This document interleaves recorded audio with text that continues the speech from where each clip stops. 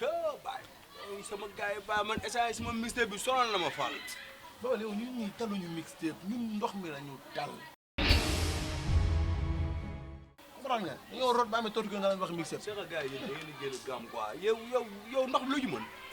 man dama sonn ba may wax waaju soof jooju comme dëkk ci kooram fii ba ci étage kon awoon na ndox mi moom kii wala xalifa gan googu noonu. Badou mooy gan googu di sol kos rek tey jóge ci étage bi. moom la waaw gan googu dafa mën a ñor di gaayan boobu. benn kos boobu rek la am de bu maroon boobu rek dagal loo ci xam. du mën a déet non du mën a déet. wuuy rek lay may ndox.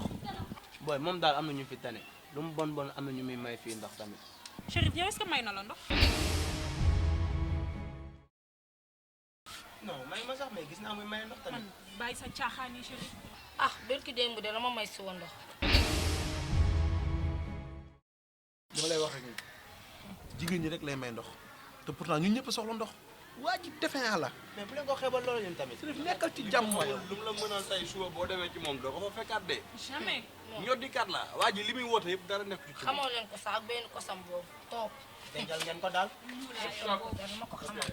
xool gis nga yéen mooy seen action yi nii da ngeen ko war a bàyyi gain bi xool gain bi amul benn problème fii lay romb nuyoo gars yi bii fii bëri na fi gars yoo xam ne coupé wuñu yow moom Seydou may ñu kenn ndox di question seexal leen di question bu gain bu defee lu naax ngeen ko war a wax ngeen ne fi di yàq deram te xamaloo leen ko dara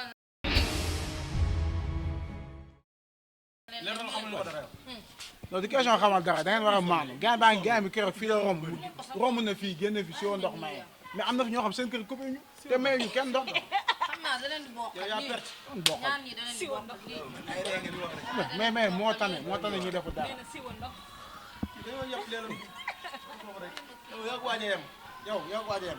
moom moo ngi ne am si woon ndox maye ko moo tane ki nga xam ne mais xale jigéen ñi rek lay may sama genre gi. je vous l'avais dit.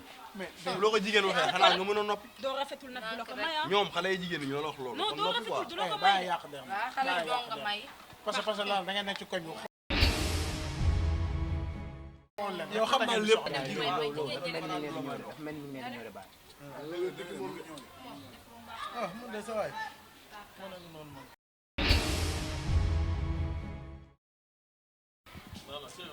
grand yeneen kala oui naka ngoon si yaa grand bi. lépp naa yi saa rajo de. oui sant waaw mais seen jotaay bi naa la naka journée bi nag waaw mais jotaay bi nag dafa xaw a wédde ni mu demee noonu waaw wér na moom xamay toog nii toog ci sant doo wax ci affaire réew mi rek ak ko yoon ndox meeg yooyu dëgg la mais temps bi métti quoi waaw dëggantaan waaw mais amul solo ñoo far gain ama jox leen benn wetit ngeen jënd ci non mais grand non coolul ñoo ko bokk bien métti na amul benn solo amul solo gain non grand non jàppal voilà merci non grand teel ñoo ko bokk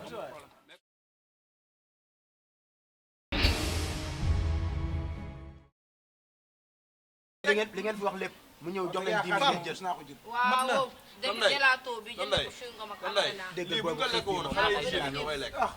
sa waa ji. ku ko gedd sa yaa yaa ko ko defal wooyee. jigéen am na lépp teraanga la amul solo. yéen seen ngor daal ngeen jaay nii de. jaay nga Ngor il la il. Professeur, le jugement de l'autre, selon tous les grands livres, est une prérogative exclusive de Dieu. Pourtant, cela rythme notre quotidien. Absolument, mais cela rythme notre quotidien pour notre plus grand mal. Parce qu'en fait, le jugement doit être une prérogative laissée à Dieu. Mais en tant que les hommes se sont emparés, mais qu'est-ce qu'il y a derrière le jugement? Une volonté de négation de ce que Khalifa a de plus profond. Quand Khalifa traverse les couloirs de la TFM, vous en verrez qui disent il est bon, d'autres qu'il est méchant, qu'il est orgueilleux. Et on voudrait que Khalifa soit défini par tous les il est. Or, il est autre chose que c'est par tous ces termes qu'on le définit. En jugeant l'autre, comme disait Sartre, on le chosifie. Et en le chosifiant, on lui vole en fait son humanité. Qui sommes-nous dans ce jugement, professeur? Nous sommes à la fois une partie de ce jugement, mais nous sommes surtout bien au-delà de ce jugement-là. Parce que pourquoi en partie nous sommes dans ce jugement? Parce que les autres, ce qu'ils peuvent retenir de nous, ce n'est que par l'effet que nous produisons à leur niveau. Mais généralement, ce n'est pas l'effet que je produis chez les autres qui correspond à ce que je suis au plus profond de moi. Au fond, je veux vous faire adhérer à des valeurs que je crois légitimes. Je veux vous faire inculquer des valeurs qui sont miennes et comme que je disais, ne sont pas forcément vôtres. C'est pourquoi moi, tout jugement, dès le départ, est une violence que l'on exerce sur un individu. C'est l'essence de l'intolérance. Absolument. Mais je vous disais tout à l'heure qu'il faut distinguer deux formes de tolérance. Une tolérance positive qui est l'acceptation de l'autre et une tolérance négative qui dit au fond je l'accepte parce que je n'ai pas d'autre moyen que de l'accepter. Cette tolérance-là, elle est négative, elle fait le lit de toutes les violences, de tous les fanatismes, de la bêtise, du terrorisme et de je ne sais quoi encore.